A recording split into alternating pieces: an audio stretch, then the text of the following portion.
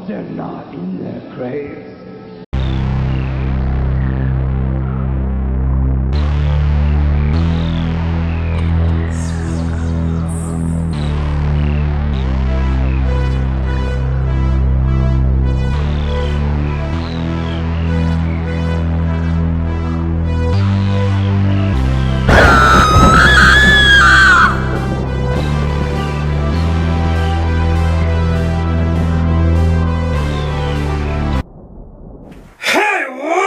Ghouls and gals, it's me,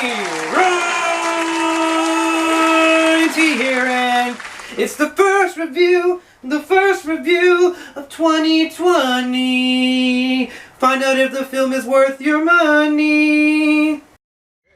Oh my God! What the hell was that? Wow, that was amazing! I've never seen anything like that! Damn, that should be my new theme song. I'm gonna work on that. Alright, ghouls and gals. Like all my new movie reviews, I'm gonna keep it short, sweet, simple, and to the motherfucking point. Alright, hold on. Let's just get this bitch started. Today we're gonna be reviewing The Grudge 2020. Alright, ghouls and gals, like some of you may know, really bad movies come out in January. And that's a fact. And I hate to say it, but this is a really bad movie.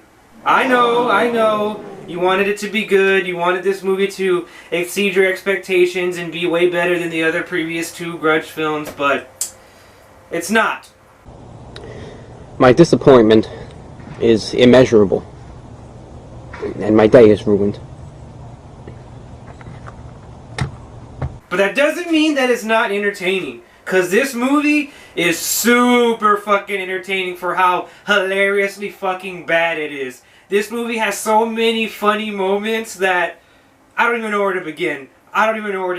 To begin. But before we get into that, let me give you some of the plot of this movie. Cause this movie is all over the fucking place. This movie is essentially Ghost Story the movie. This is cliche horror ghost movie the story. This film could have been called Scary Movie 7 for all I fucking know. It is just your run-of-the-mill spooky white person goes into a spooky haunted house and sees a ghost. And that's pretty much the fucking plot of this movie. This movie is just insert white person here that comes into a new town, doesn't believe in ghosts or spirits, only to have ghosts and or spirits haunt them, and now believes in ghosts and or spirits. And every character in this movie is so wacky. You have the cop that smokes way too fucking much. Like, he smokes so fucking much that it's like comical. Like, he'll light up a cigarette, finish the cigarette all the way down to the filter, put it out, light up another cigarette, and continue talking to them, and then like finish that cigarette, and then light up another one. I almost wanted to see a shot where they like pan to the ashtray and it's like this fucking hive full of cigarette butts. That would have been perfect, magnifique if they would have done that. But they didn't, and that would have been awesome. And then you have your more or less main character, who is this lady who is also a cop, and guy that smokes too much, we'll just call him the Marlboro Man, is her partner. And this lady over here, she came out in the movie Mandy. I'm pretty sure she came out in the movie Mandy. And she also looks a lot like Shelley Duvall. Right? That's weird to me. Yeah, this movie also stars John Cho, and it also stars Betty Gilpin, who I am fucking in love with because she is so fucking hot, and I love the fucking Netflix series Glow. And it also stars random white guy actor and random white lady actor, and it also stars this lady who comes out in the Insidious movies.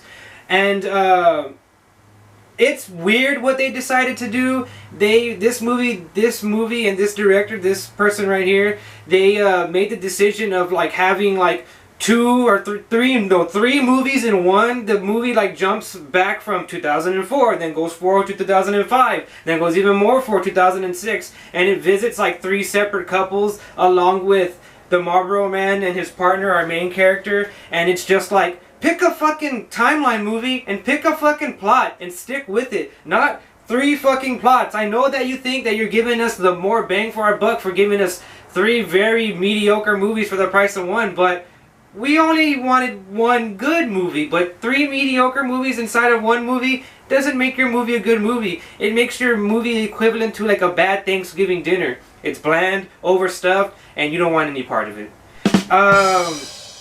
Yeah, but going back to what I was saying earlier about this movie being hilariously bad, it's hilariously fucking bad.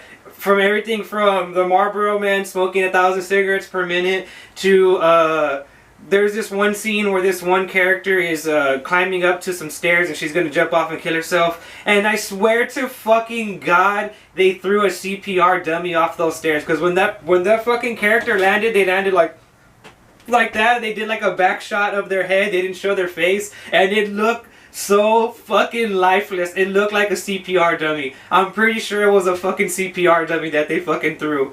And just the scares, like the scares in this movie were so fucking hilarious. Like there's this one scene where our main character, wannabe Shelley Duvall, is like turning off and on lights, and she turns off a light and there's a guy like and she's like, huh, what the fuck? And she turns the light on and he's not there, and she turns it back off and he's not there, and then she like turns it on and he's like, oh, I'm right here. Like, oh my God, Jesus Christ, dear fucking Lord.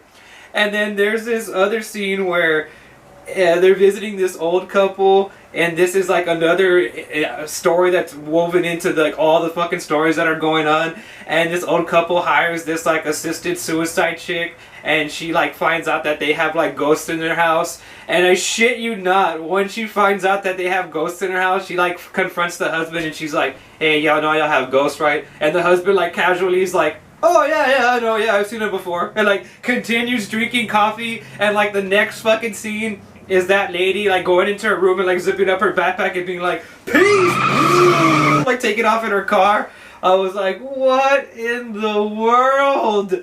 And the thing that makes this movie even more entertaining is that this movie is dead fucking Fred serious throughout the whole entire thing. Like this movie thinks it's fucking edgy and gory and so fucking scary when it's just like laughably bad. Laughably bad. It's like The Room of horror movies. Like I want to go watch this movie again, but I want to watch it like obliterated fucking drunk so I can like laugh my ass off and throw popcorn at the fucking screen.